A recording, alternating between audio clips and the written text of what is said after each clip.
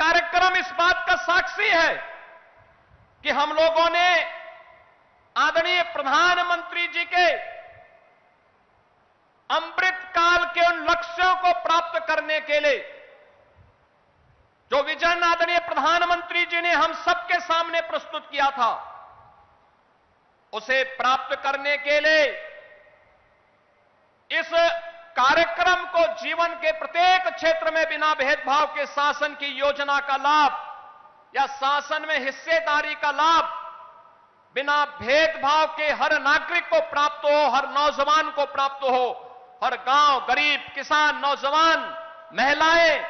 इन सबको प्राप्त हो, उसका हिस्सा बनाने का एक कार्यक्रम है। यह केवल एक प्रशासनिक आयोजन नहीं, यह कार्यक्रम उत्तर प्रदेश सरकार के अंदर आदरणीय प्रधानमंत्री और आदरणीय गृह मंत्री जी के उस विजन को प्रभावी ढंग से लागू करने का कार्यक्रम है, जो हमारी सामाजिक प्रतिबद्धता, सुशासन की सिद्धि और सुरक्षा के संकल्प का यह एक जीवंत उदाहरण बन रहा है। हम सब इस बात को जानते हैं, उत्तर प्रदेश देश के अंदर आबादी की दृष्टि से सबसे बड़ा राज्य है। सबसे बड़ा राज्य है तो चुनौतियां भी हमारे सामने उतनी ही प्रभावी हैं, उतनी ही ज्यादा थी।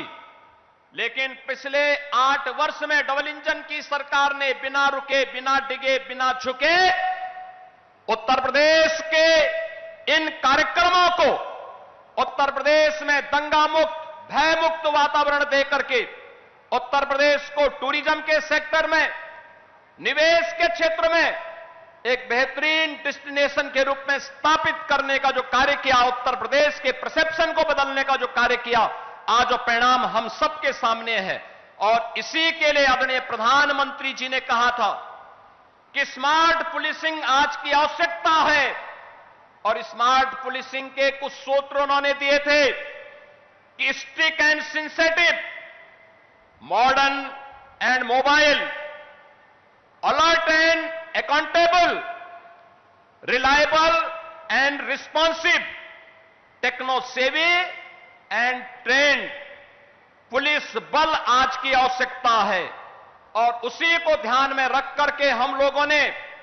उत्तर प्रदेश पुलिस बल में भर्ती की जो प्रक्रिया प्रारंभ की,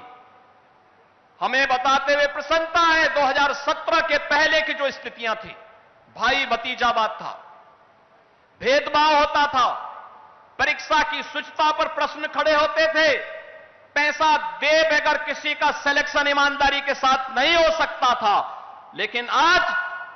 ये गए दिन की बात हुई, अब तो व्यक्ति को